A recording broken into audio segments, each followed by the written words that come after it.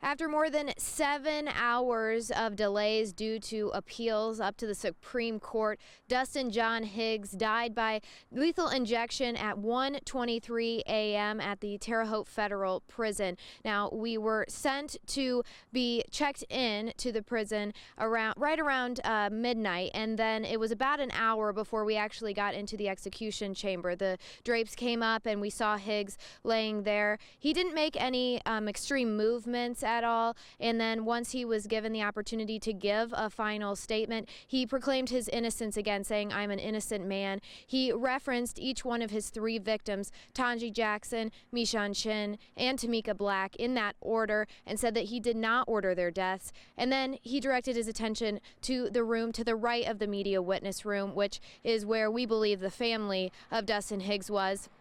He looked at them and said, "I want to tell my family I love them, be strong." He gave a religious anecdote near the end and said, "Those are my final words." Now, his audio was cut off at that point so that we couldn't hear through the microphone, but we did see him mouth, "I love you," and give a slight wave to his family again. And then they administered the lethal injection, and then it was about 20 minutes until that time of death, 1:23. Now, something significant that the media witnesses noticed tonight, we heard sobbing coming from the chamber to the right of us, again where we believe Dustin Higgs' family was, sobbing that for about 5 minutes was really all you could hear in the chamber. Again, 1:23, the time of death for Dustin John Higgs. Now, afterward, we received a written statement from the sister of Tanji Jackson. She expressed how she had lost her best friend. She was pregnant at the time, and her children were not able to meet their aunt.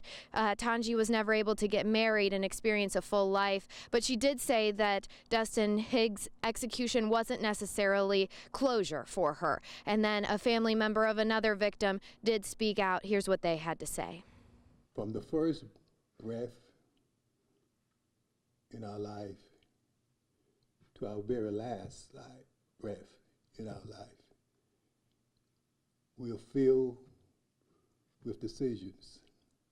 On that drastic day, approximately 25 years ago, a decision was made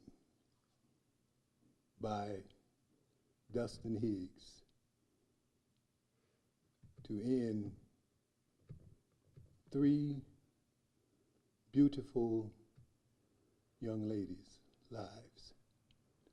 It is my prayer that from the breath that he received while here on planet Earth, that he made the right decision to ask Jesus Christ to come into his life, and that he repent of the decisions that he made.